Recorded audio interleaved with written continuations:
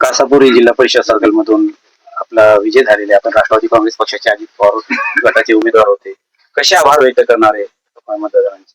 आधी आम्ही गावकऱ्यांना आम्हाला खूप खूप भरपूर मतदान दिलं. 70-75% गावातूनच आम्हाला मतदान भेटले.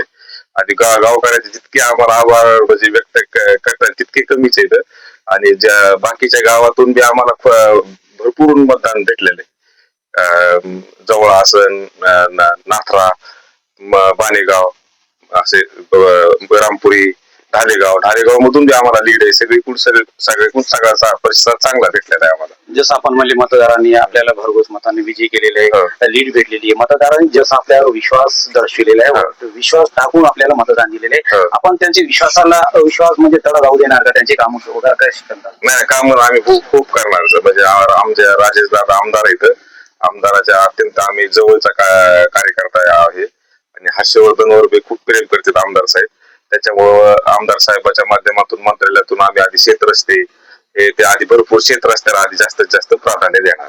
आणि सभामंडळ आमदार साहेबाच्या माध्यमातून सभामंडळ. जिल्हा परिषद निवडणुकीमध्ये प्रत्येक पक्षाचे दिग्गज होते.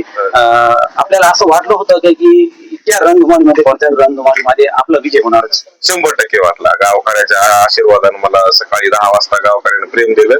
त्याच्याबद्दल मी दिवसभर असा अजिबात असं नाराज नाही कोण्या गावाला काय नाही. कारण गावातूनच मला खूपच प्रतिसाद होता.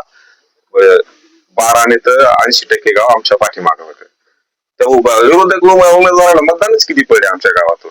बूथ वाईज जर घेतलं तर ते 2 आकडी बी हे नाहीत. आणि इतका पैशाचा भरीमार करून राम शिंदे असतील, ते रंगनाथ वाकणकर असतील, इतका पैशाचा भरीमार करून मतदानच किती 2 अंकी बी हे नाही काय बूथवर.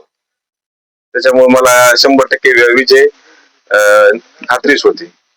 कसे आभार व्यक्त करताना? कासापुरी सर्कल मधून सगळ्या मतदाराचे आभार व्यक्त करतो.